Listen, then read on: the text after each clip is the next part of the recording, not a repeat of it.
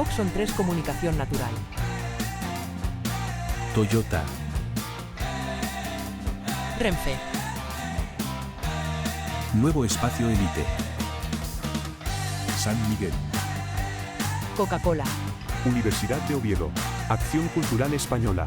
El Ayuntamiento de Gijón y el Gobierno del Principado de Asturias. Patrocinan la 37ª edición de la Semana Negra.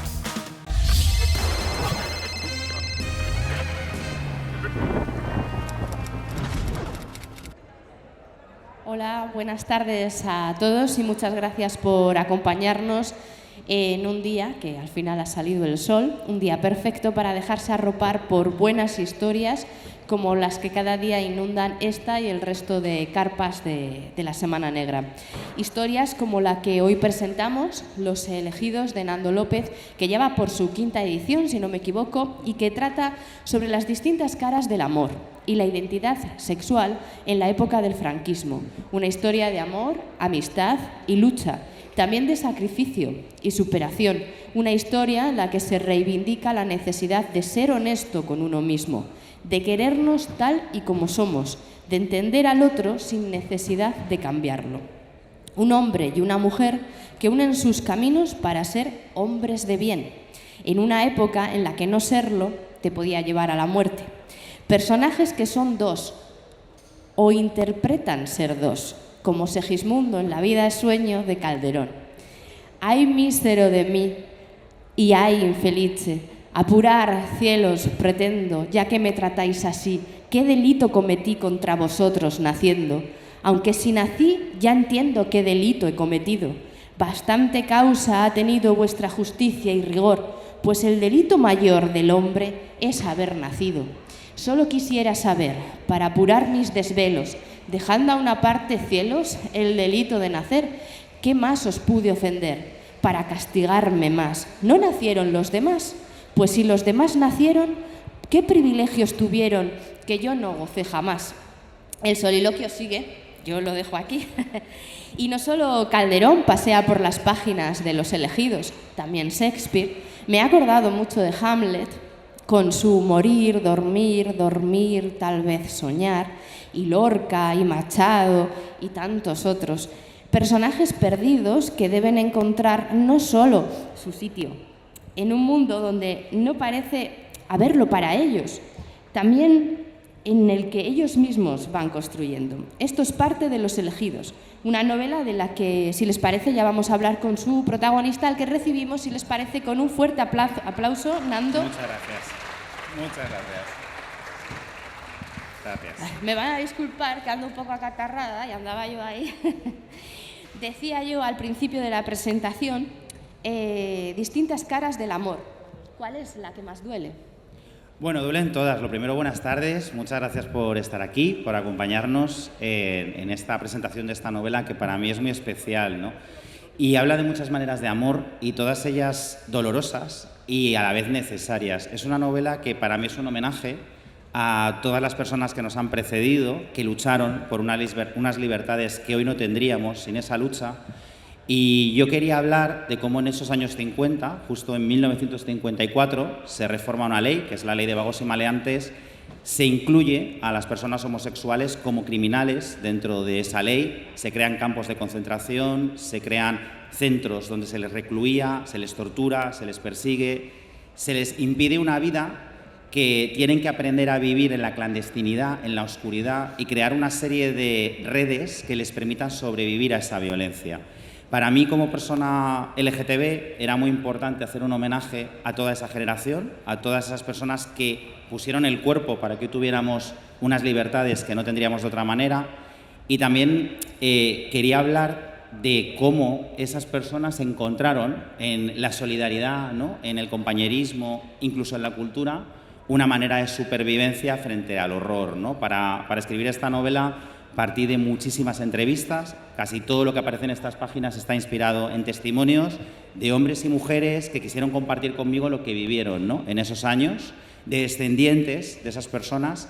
Y algo que me encontré en el camino eran muchas alianzas de matrimonios de mujer lesbiana, hombre gay, mujer hetero, hombre gay, mujer y hombre bisexual, es decir, formas de amor no convencionales que a priori se casaban para sobrevivir, para esconderse de ese régimen que les perseguía, pero que al final... Para ser hombres de bien. Para ser hombres de bien, según la moral del régimen, ¿no? Y que al final lo que encontraban era una forma de amor diferente, un amor no convencional, un amor a lo mejor no sexual, pero un amor muy profundo, ¿no? Y me parecía hermoso escribir una novela que hablara de la lucha desde el amor, ¿no? Por un lado el amor entre Asun y Santos, que son los grandes protagonistas de esa historia, pero también el amor a los libros y a la cultura, ¿no? Cómo los libros nos salvan en muchas ocasiones, cómo la cultura nos salva. Tú partías de ese monólogo, ¿no? De Segismundo.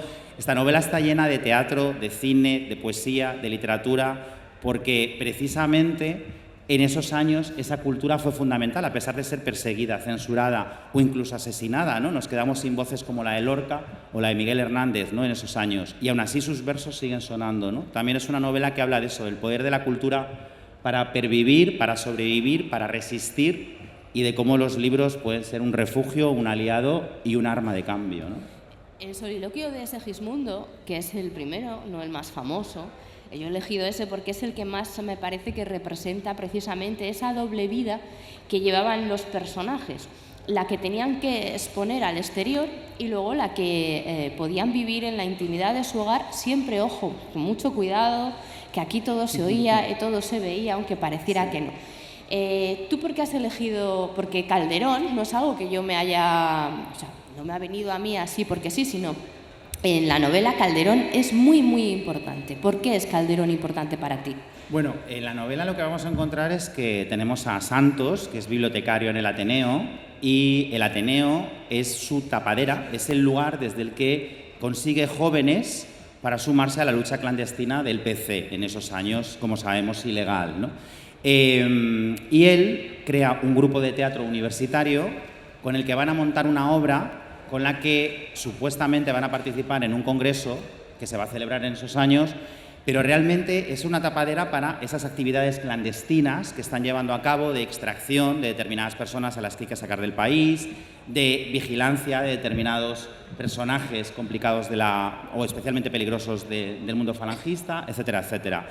Entonces, él necesita elegir una obra de teatro que no vaya a ser censurada. Entonces, elige a Calderón, elige La vida es sueño, porque al ser uno de esos clásicos, ¿no?, de la historia de la literatura, sabe que por lo menos va a pasar el filtro, ese filtro grueso de esa censura que realmente era muy poco sutil, ¿no?, y a la que se le escapaban tantas cosas.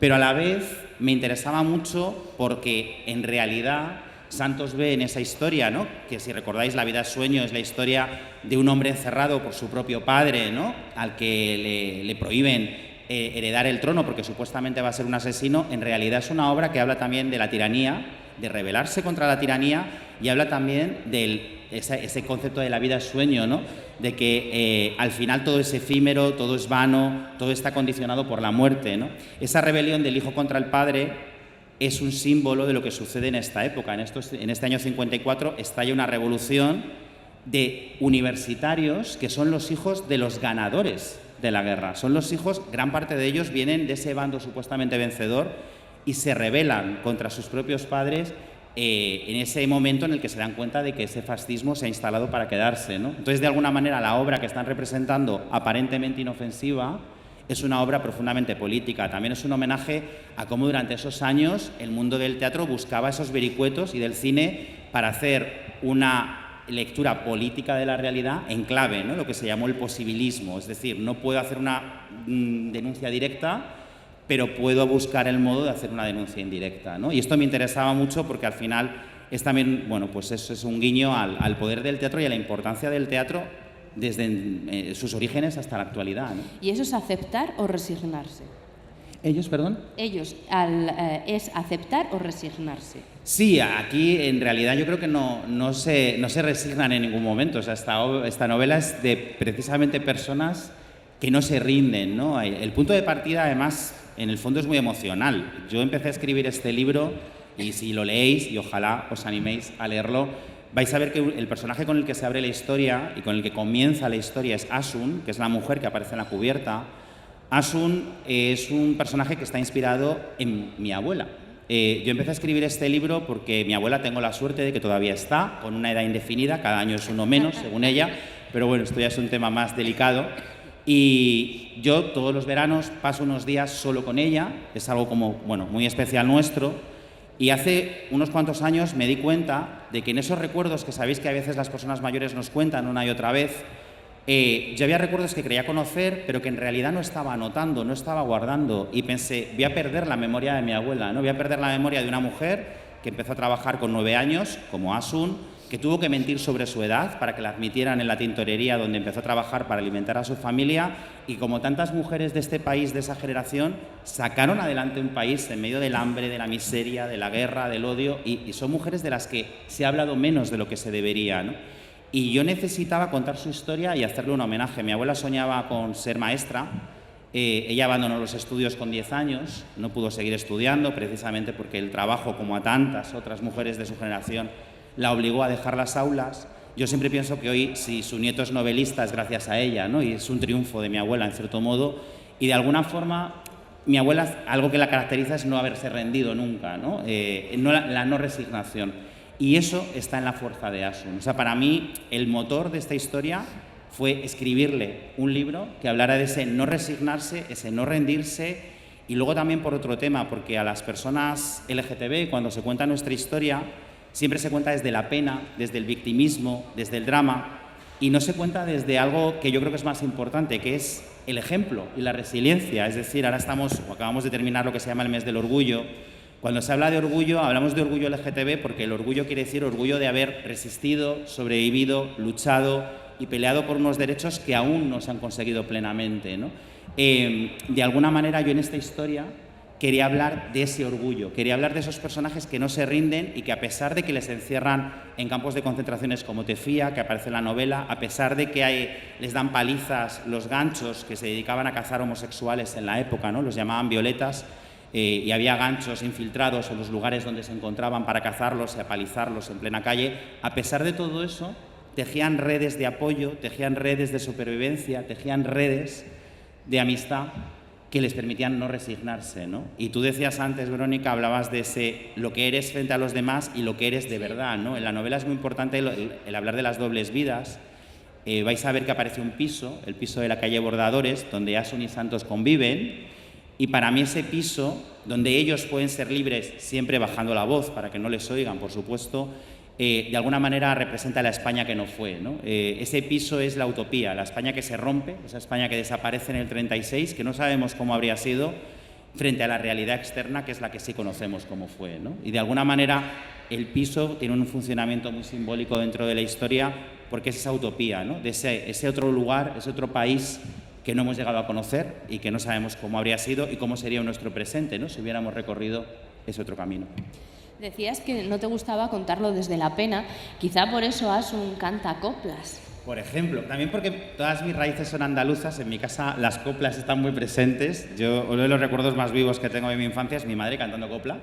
Y me gusta mucho el mundo de la copla porque además la copla, leída con atención, tiene mucho pozo feminista. O sea, la copla fue apropiada, ¿no? Se apropió de ella el régimen como de tantas otras cosas, el franquismo la absorbió.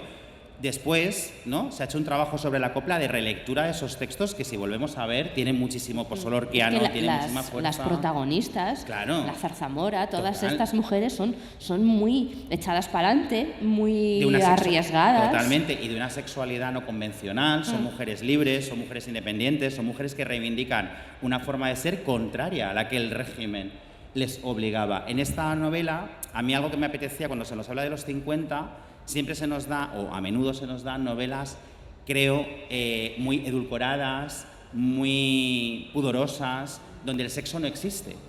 Y creo que también era necesario hablar del sexo que sí existe, ¿no? Ese sexo que, a pesar de que no hubiera una educación sexual, a pesar de todo el peso de la Iglesia, a pesar de todo el peso de una moral castrante, había gente que vivía de otras maneras, ¿no? Y de alguna manera la copla en Asun funciona como eso. Asun es una enamorada de la copla y canta copla, igual que Santos es un enamorado de la poesía lorquiana o de Cernuda. De alguna manera, Santos es la poesía culta, Asun es la poesía popular, y esta novela suma ambas, ¿no? Es la fuerza del pueblo, la fuerza de las élites culturales, y cómo las dos se suman en la historia de amor, en la lucha, y igual que se suman en la palabra, ¿no? Hay amor, pero también hay culpa, y sobre todo culpa, muchas veces, por lo que no se hace.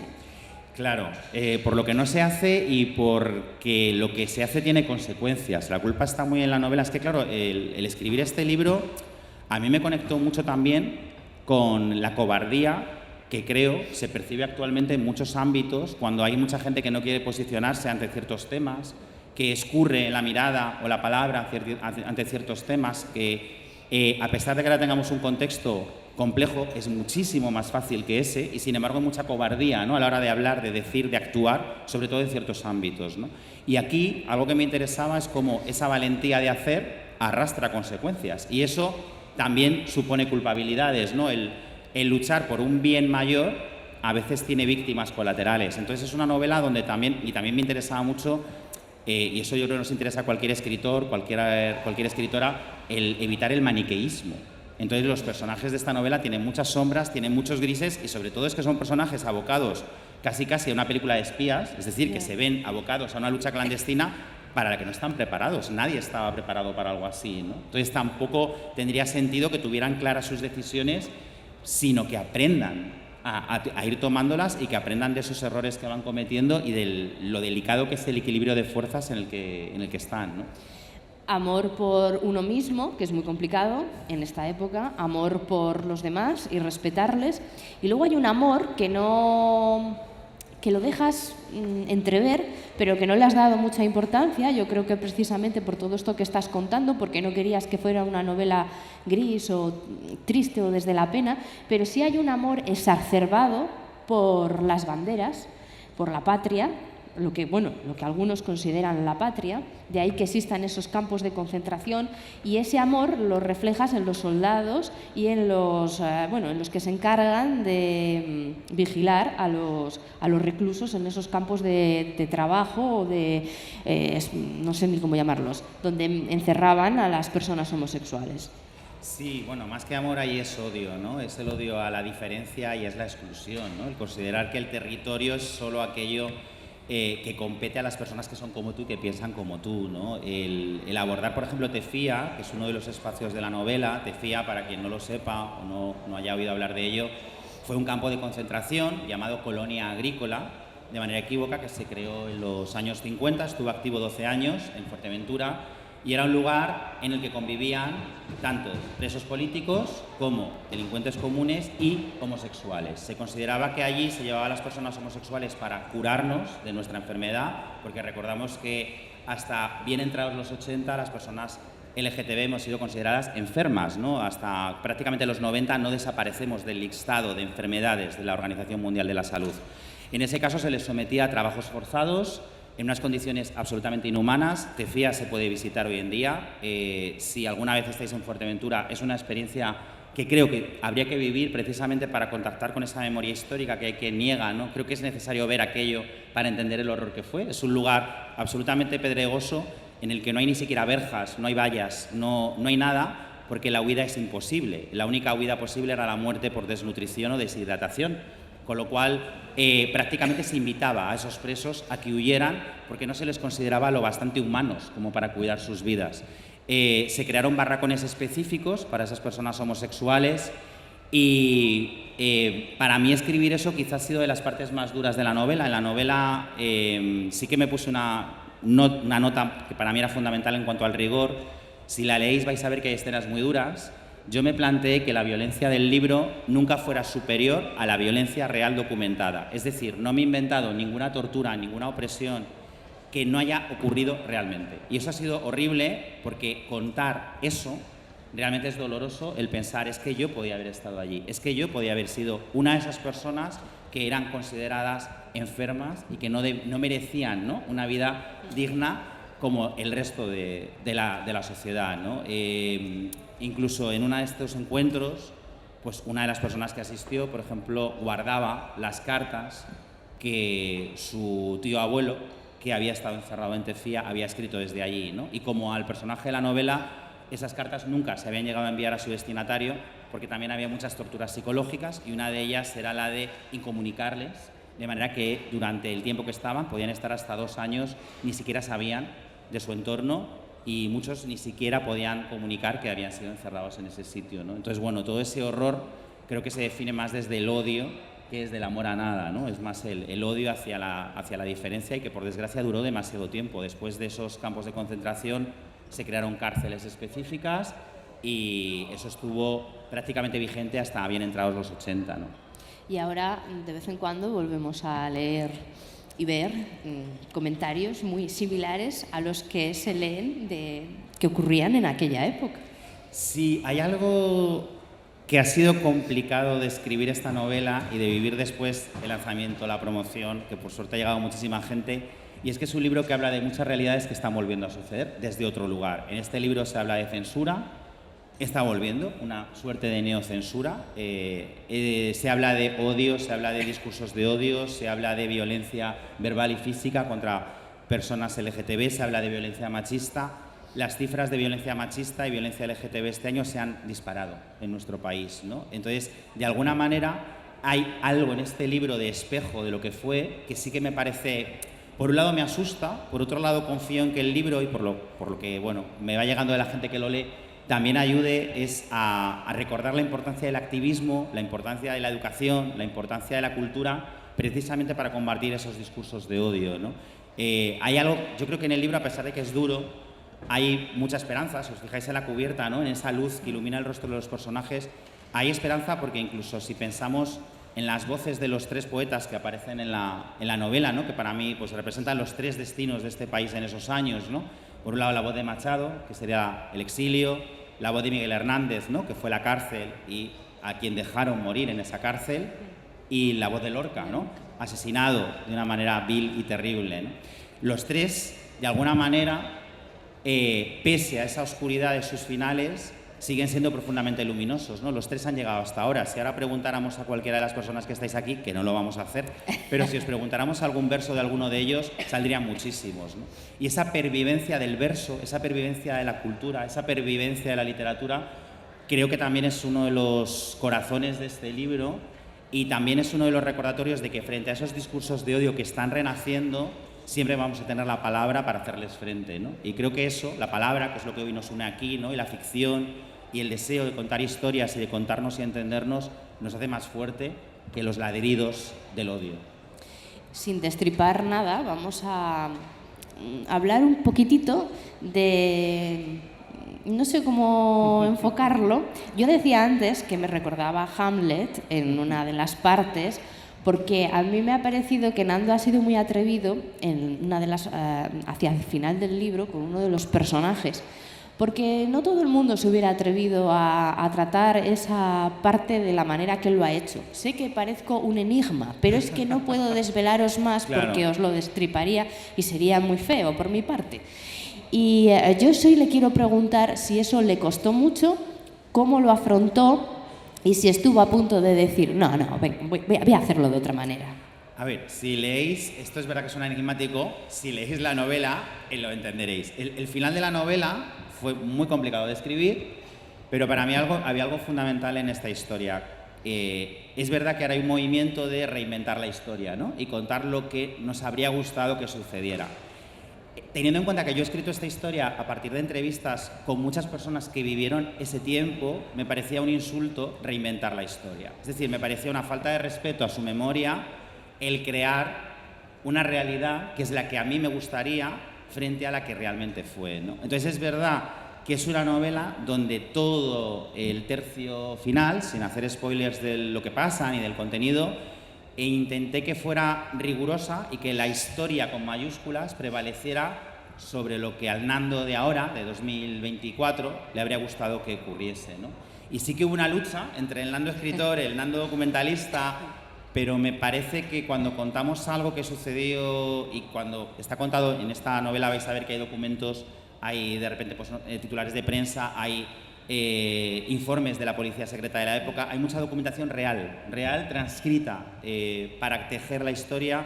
Me parecía que no podía traicionar esa verdad y sobre todo tenía muy presente los testimonios de las personas a las que había entrevistado. Uno de los personajes cuenta, por ejemplo, en la novela cómo él fue denunciado por su propia madre. Él era maestro, su madre se enteró de que estaba teniendo relaciones con un chico y ella lo denunció a la Guardia Civil, ¿no? Cuando la Guardia Civil fue a detenerlo, la Guardia Civil le bajó los pantalones, lo descalzó, le ató las manos, lo arrastró descalzo y con los pantalones bajados hasta una furgoneta, y él me contaba que el último que recordaba era la mirada de su madre diciéndole: es que yo no puedo querer a un hijo enfermo, ¿no?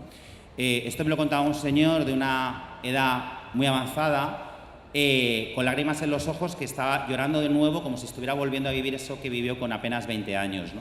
De repente el contar algo así tan duro y luego reinventar la historia me parece que habría sido traicionar su confianza y sobre todo la voluntad de que este libro sirva para que esos nombres y esas vidas no se pierdan. Lágrimas, ¿cuánto has llorado escribiendo esta historia? Porque yo me imagino que has tenido que llorar escribiéndola. He llorado escribiendo, pero también he llorado de esperanza. Es decir, es un libro que creo que he llorado a veces de dolor, pero también a veces de admiración hacia esas personas, ¿no? Había una de las entrevistas que hice, y nos viene bien casi ya que nos acercamos un poquito al final, recuerdo que uno de los entrevistados me decía: lo pasamos muy mal. Él además me contó: yo nunca he tenido una historia de amor porque yo crecí creyendo que yo no merecía eso, pero resistimos. Y tienes que contar que resistimos, y tienes que contar que seguimos aquí.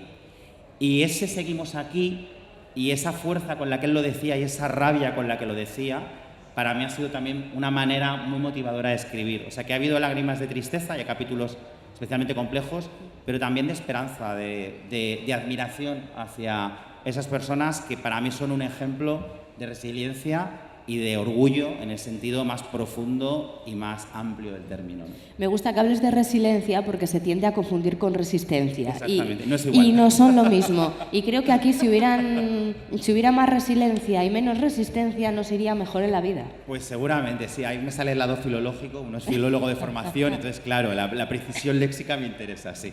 Es cuestión de resiliencia, sin duda. Y ya para acabar, porque se nos acaba el tiempo, por aquí nos dicen que nos quedan 2 minutejos, vamos a elegir tú y yo, bueno, sí, o tú. Hemos empezado con un soliloquio de Segismundo, pero no vamos a acabar por ahí. Vamos a elegir una copla.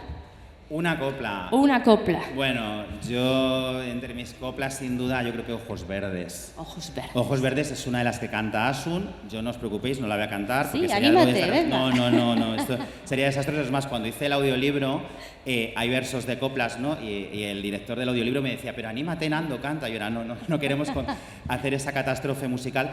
Pero para mí es una copla que precisamente representa esa visión de esa mujer, ¿no?, que trata de rebelarse, de estar en un sistema social que la empuja, ¿no?, contra una moral que la reprime, que la impide ser, y que sin embargo ella busca, ¿no?, algo más allá en esos encuentros fugaces que tiene el personaje, ¿no? Y además ese Verdes que nos lleva al mundo lorquiano y que de alguna manera yo creo que hace que veamos esas raíces profundas de la copla en la historia de nuestra lírica, ¿no? Así que bueno, me voy a quedar con ella, pero no la voy a cantar porque no estoy yo al nivel. Pues con Ojos Verdes terminamos por nuestra parte. Muchas gracias a todos por habernos acompañado. Espero que hayan disfrutado de la presentación. Decirles que Nando estará firmando libros allá donde enseguida sonará una campana y ahí. Muy bien. A ver, ahí. Y bueno, y le podrán intentar que cante o que les cuente algún secreto más de la novela que no hayamos tenido tiempo de desvelar. Nando, muchas gracias por haber venido a la Semana Negra. Muchísimas gracias, muchas gracias. Un placer. Oxon 3 Comunicación Natural. Toyota. Renfe. Nuevo Espacio Elite. San Miguel. Coca-Cola. Universidad de Oviedo. Acción Cultural Española. El Ayuntamiento de Gijón y el Gobierno del Principado de Asturias. Patrocinan la 37ª edición de la Semana Negra.